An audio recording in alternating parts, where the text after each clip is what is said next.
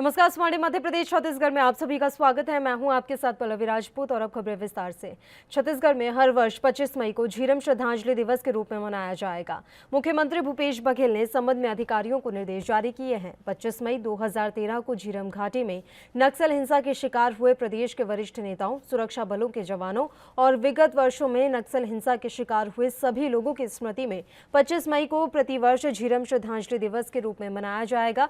प्रदेश के सभी शासकीय और अर्धशासकीय कार्यालयों में 25 मई को शहीदों की स्मृति में 2 मिनट का मौन धारण कर श्रद्धांजलि दी जाएगी और यह शपथ ली जाए कि राज्य को पुनः शांति का टापू बनाने के लिए हम सब संकल्पित रहेंगे।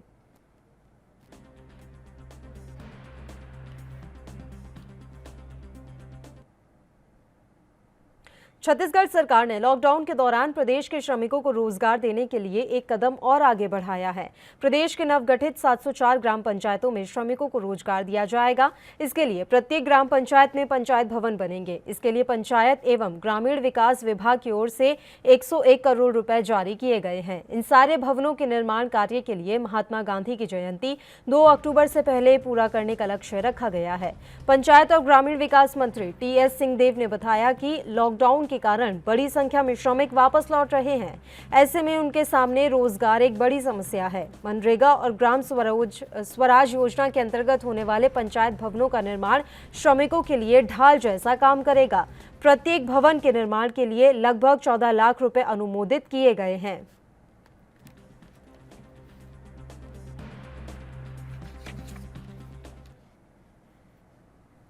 मध्य प्रदेश के भोपाल में फंसे केरल के छात्रों की राहुल गांधी ने मदद की है। दरअसल केरल के छात्र भोपाल में रहकर पढ़ाई कर रहे हैं और लॉकडाउन की वजह से यहां फंस गए थे। इनमें से कुछ छात्र राहुल गांधी की संसदीय सीट वायनाड से भी हैं। छात्रों के मुताबिक उन्होंने अपनी समस्या और घर वापसी के लिए राहुल गांधी के दफ्तर से संपर्क किया था, जिस पर राहुल गांधी के दफ्तर से उन्हें पूर्व मंत्री जीतू पटवारी का नंबर दिया गया और बसों की व्यवस्था कर जीतू पटवारी और यूथ कांग्रेस अध्यक्ष कुणाल चौधरी ने छात्रों को केरल के लिए रवाना किया।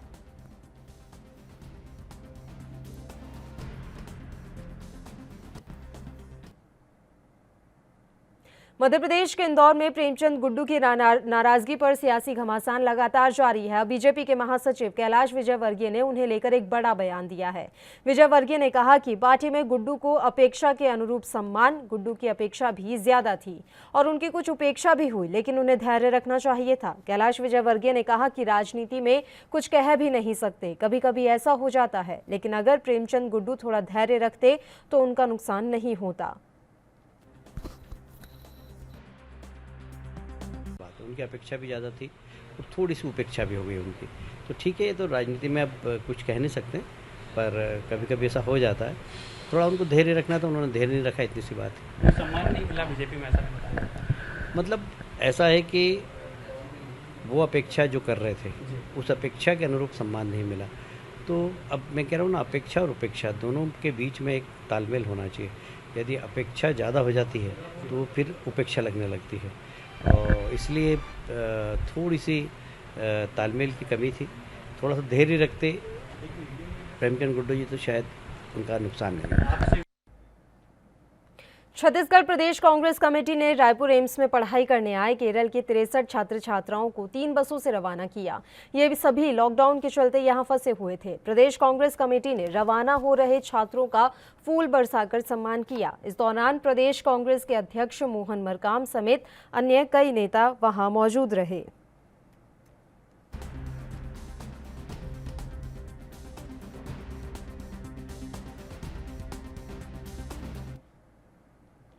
छत्तीसगढ़ के बस्तर से सांसद दीपक बैज को फोन पर जान से मारने की धमकी मिली है, जिसके बाद उन्होंने स्थानीय थाने में इसकी शिकायत दर्ज करवाई।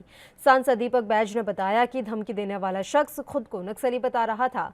फिलहाल पुलिस पूरे मामले की जांच में जुट गई है और मोबाइल नंबर की जांच कर आरोपी की तलाश की जा रही है। कल शाम की 8 से सवा 8 बजे बीच की बात है कि एक अज्ञात नंबर से 4 बार मिस कॉल आया और जब मैं कॉल बैक किया तो उन्होंने मुझे धमकियां दी कि मैं नक्सली हूँ, गोली मार दूंगा, जान से मार दूंगा। मैंने उनको अपना परिचय दिया और समझाने का कोशिश भी किया लेकिन उन्होंने लगातार ऐसा धमकियाँ देता रहा। तब मैंने अपना फ़ोन काट दिया और उसके बाद फ़ोन काटने के बाद फिर लगातार 3 बार मिस कॉल आया, तब भी मैंने फ़ोन उनका नहीं उठाया और मैं संबंधित अधिकारी CSP, DSP और हमारे TI लोहंडीगुड़ा को फ़ोन के माध्यम से अवगत कराया और लिखित रूप से ही मैंने उनको अवगत करा दिया है। छत्तीसगढ़ के रायपुर में DGP DM अवस्थी ने नक्सल अभियान की समीक्षा बैठक ली। नक्सल प्रभावित जिलों के SP के साथ वीडियो कॉन्फ्रेंसिंग के जरिए ये बैठक की गई। बैठक में DGP ने नक्सलियों की सप्लाई चेन तोड़ने और नक्सलियों की मदद करने वालों पर कड़ी कार्रवाई के निर्देश दिए हैं। रायपुर में हुई इस बैठक में DGP DM अवस्थी के साथ ही रायपुर IG आनंद छाबड़ा और पुलिस विभाग के अधिकारी मौजूद रहे। तो छत्तीसगढ़ के रायपुर में DGP DM अवस्थी ने नक्सल अभियान की समीक्षा बैठक ली। नक्सल प्रभावित जिलों के SP के साथ वीडियो कॉन्फ्रेंसिंग के जरिए ये बैठक की गई। बैठक में DGP ने नक्सलियों की सप्लाई चेन तोड़ने और नक्सलियों की मदद करने वालों पर कड़ी कार्रवाई के निर्देश दिए हैं। रायपुर में हुई इस बैठक में DGP DM अवस्थी के साथ ही रायपुर IG आनंद छाबड़ा और पुलिस विभाग के अधिकारी मौजूद रहे। बता दें कि छत्तीसगढ़ एक नक्सल प्रभावित राज्य है। यहाँ नक्सलियों का हमला लगातार देखने को मिलता है और इन्हीं को लेकर आज DGP DM अवस्थी ने ये बैठक की है। नक्सल अभियान की समीक्षा बैठक की गई है। राज्य में नक्सल विरोधी अभियान चलाया जा रहा है। ये प्रण लिया गया है तमाम पुलिस प्रशासन के द्वारा कि राज्य में नक्सल का जो ये प्रभाव है इसे खत्म किया जाएगा। नक्सली जो लगातार हमले कर रहे हैं इनका खात्मा किया जाएगा और इसी कड़ी में आज नक्सल अभियान की समीक्षा बैठक ली गई थी। नक्सल प्रभावित जिलों के SP के साथ वीडियो कॉन्फ्रेंसिंग के जरिए ये बैठक ली गई।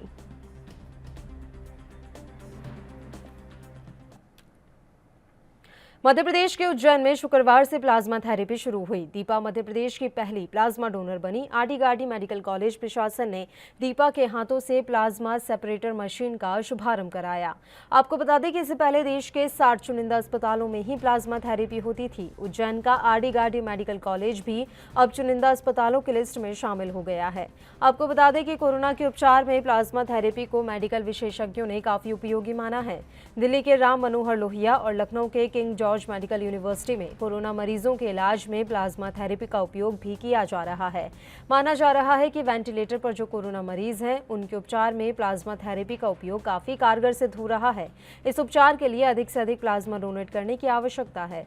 प्लाज्मा डोनेशन रक्तदान जैसा ही है। वहीं व्यक्ति प्लाज्मा डोनेट कर सकते हैं जो कोरोना संक्रमण से उबर चुके हैं। कलेक्टर आशीष सिंह ने बताया कि उज्जैन में अब तक 46 ऐसे मरीज चिन्हित कर लिए गए हैं जो कोरोना संक्रमण के कारण गंभीर रूप से बीमार थे और ठीक होकर अपने घर गए हैं। RD-गार्डी मेडिकल कॉलेज प्रशासन इन सभी लोगों से प्लाज्मा डोनेट करने के लिए संपर्क करेगा।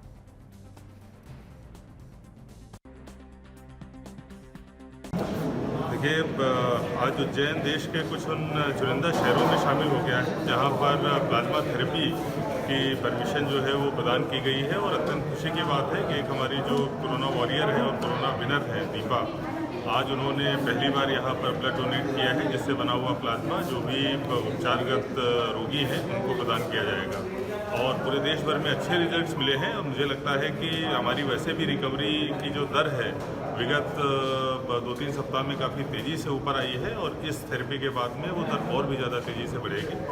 भविष्य में और भी लोगों को अगर इसकी आवश्यकता पड़ती है तो आप लोगों के माध्यम से मैं जितने भी हमारे ऐसे मरीज़ हैं जो पहले पॉजिटिव थे और आज डिस्चार्ज हो गए हैं सभी से मैं अपील करूंगा कि आप लोग आगे आएँ क्योंकि इसमें विभिन्न ब्लड ग्रुप्स के प्लाज्मा की आवश्यकता होगी तो सभी लोगों को आगे आने की आवश्यकता है। जो लोग ठीक हो चुके हैं, जो हमारे क्राइटेरिया में फिट होते हैं, वो लोग आगे आके ब्लड डोनेट करें जिससे कि अन्य लोगों की ज़िंदगी बचे। सर, ऐसे कितने मरीज होंगे जो गंभीर प्रवृत्ति के हैं जिनका प्लाज्मा थेरेपी की आवश्यकता है? देखिए, प्लाज्मा थेरेपी की आवश्यकता केवल उन्हीं को होती है, वहीं पे दिए जाने का प्रावधान है जहां पर जो नेचुरल रूप से ऑक्सीजन जो ली जाती है अगर उनको वो नहीं प्राप्त हो रही है और उसको कुछ सपोर्ट देना पड़ रहा है ऑक्सीजन के लिए, तो मरीजों की संख्या वेरी होती रहती है। बहुत ज़्यादा संख्या इस प्रकार की नहीं है क्योंकि हमारे 80% जो पेशेंट्स हैं वो तो एसिम्प्टोमेटिक हैं जिनको किसी प्रकार से समस्या नहीं। कर लिया, मेरे को अच्छा लग रहा है। ये कोरोना से कोई डरने की बात नहीं है।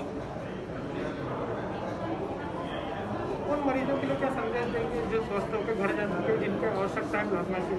अगर उनका हेल्थ अच्छा है, उनको अच्छा हेल्थ फील कर रहे हैं तो प्लाज्मा डोनेट करना चाहिए। कोई डरने की बात नहीं उसमें। दूसरे के लिए ज़िंदगी के लिए अच्छा है तो भी हो गया। तो अपन अच्छे से खाना खाओ और उसमें अच्छे से पानी पियो, अच्छा सो ठीक हो जाती है। इससे कोई डरने की बात नहीं इसमें।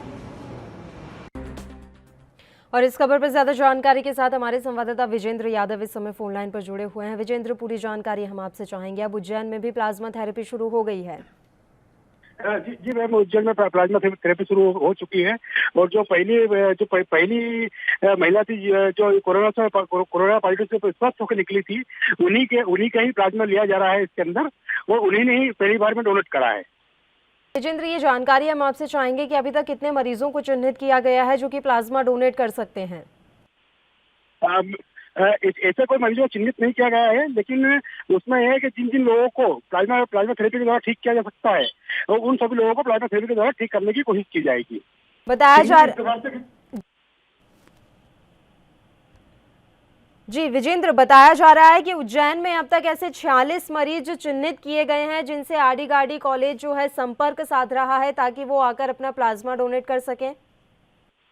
आरडी के जो मुख्य वो है रावत साहब, उन्होंने अभी ऐसी किसी सूचना से इनकार किया है। वो इसके चिन्हित कर रहे हैं, लेकिन इसकी कोई लिस्ट अभी तक उपलब्ध नहीं कराई है।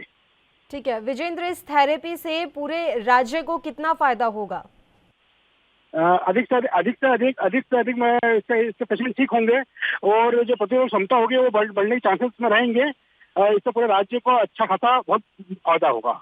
बहुत बहुत शुक्रिया विजेंद्र यादव तमाम जानकारी हम तक पहुंचाने के लिए। मध्य प्रदेश में भिंड के रौन विपणन केंद्र पर किसानों को खासी परेशानियों का सामना करना पड़ रहा है।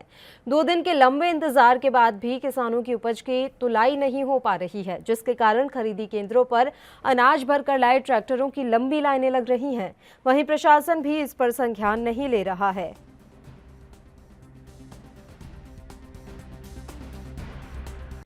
20 तारीख के अलावा कल भी खड़े रहा, दिन भर रात में रुक भी रहे, सुबह तक बाद ने से तुलाई बंद कर दी। तो अभी भी कांटा बंद चल रहा है, इंतजार कर रहे हैं खड़े तुल जाए तो। आप कब आए थे? मैं आया था परसों सुबह आया था। आपकी तारीख कब की थी? 20 तारीख का। मध्य प्रदेश में इंदौर के सियागंज में प्रशासन ने अनाधिकृत रूप से दुकान खोलकर व्यापार करने वाले व्यापारियों पर कड़ी कार्रवाई की है और दुकानों को सील कर दिया है। दरअसल सरकार ने लॉकडाउन 4 के तहत कुछ क्षेत्रों में शर्तों के साथ दुकानें खोलने की अनुमति दी थी, लेकिन कुछ दुकानदार नियमों को ताक पर रखते हुए बिना अनुमति के चोरी छिपे दुकान खोल रहे थे, जिन पर प्रशासन ने कार्रवाई करते हुए उन दुकानों को अब सील कर दिया है।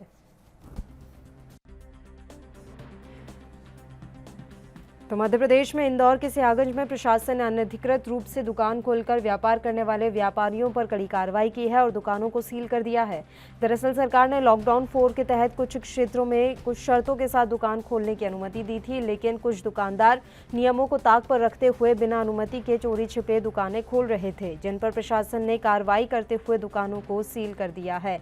लगातार इस तरह की कड़ी कार्रवाई प्रशासन के द्वारा की जा रही है। जो व्यापारी अनाधिकृत रूप से अपनी दुकान खोलकर बैठे हुए हैं, उन पर प्रशासन की कड़ी निगाहें हैं और ऐसे व्यापारियों पर कड़ी कार्रवाई प्रशासन के द्वारा की जा रही है।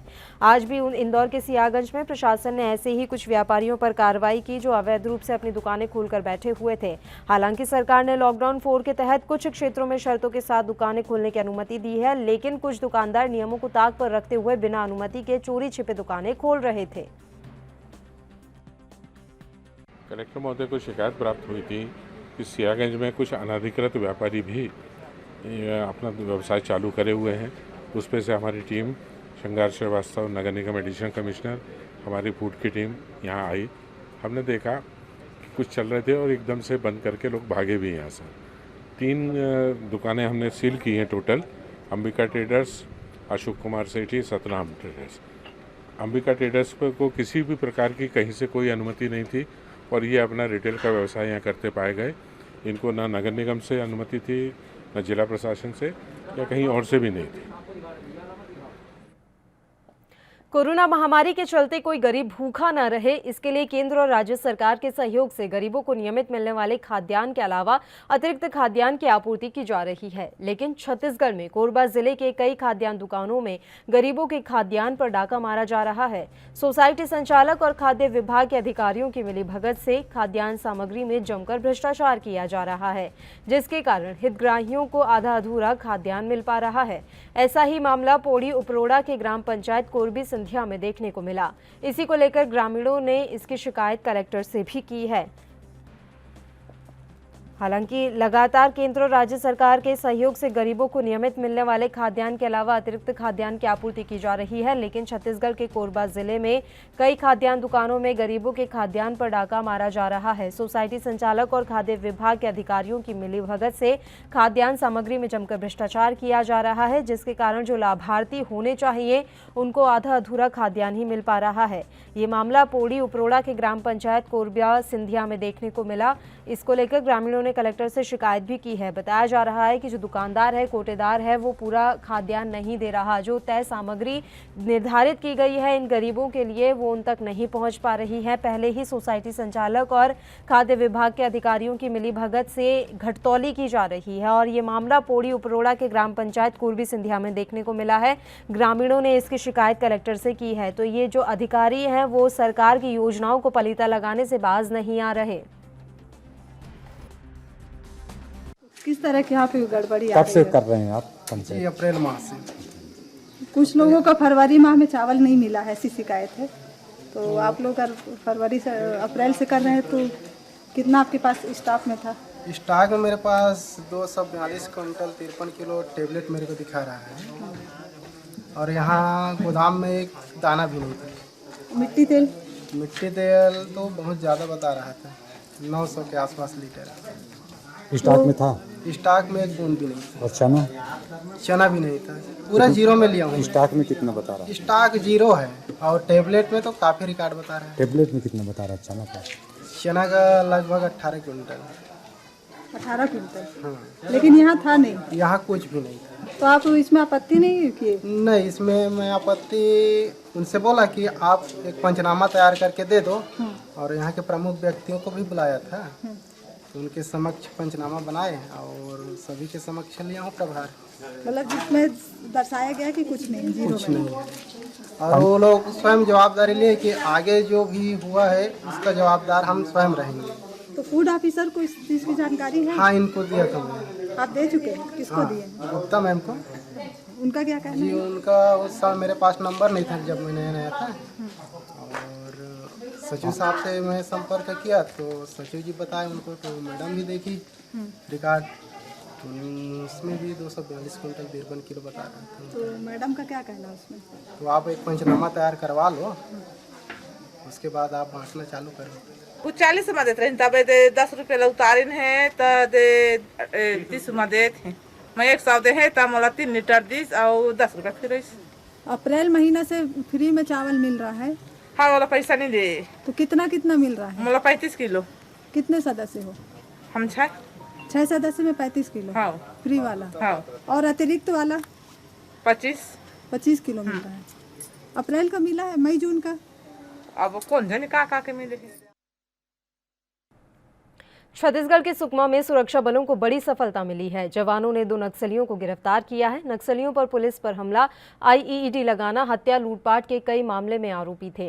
लॉकडाउन में भी नक्सलियों के खिलाफ सुरक्षा बल के जवानों का ऑपरेशन जारी है। मुखबिर की सूचना पर कुकानार थाना क्षेत्र में सर्चिंग की गई तो स्थायी नक्सली गिरफ्तार किए गए। दोनों नक्सली पिछले कई सालों से नक्सल संगठन से जुड़े हुए हैं। दोनों को पूछताछ करने के बाद न्यायालय में पेश किया गया, जहां से उन्हें जेल भेज दिया गया। पुलिस से मिली जानकारी के मुताबिक जिले के कुकानार थाना क्षेत्र के कुन्ना इलाके से लगातार इस तरह की सूचनाएं मिल रही थी कि यहां पर नक्सली जो हैं वो सक्रिय हैं।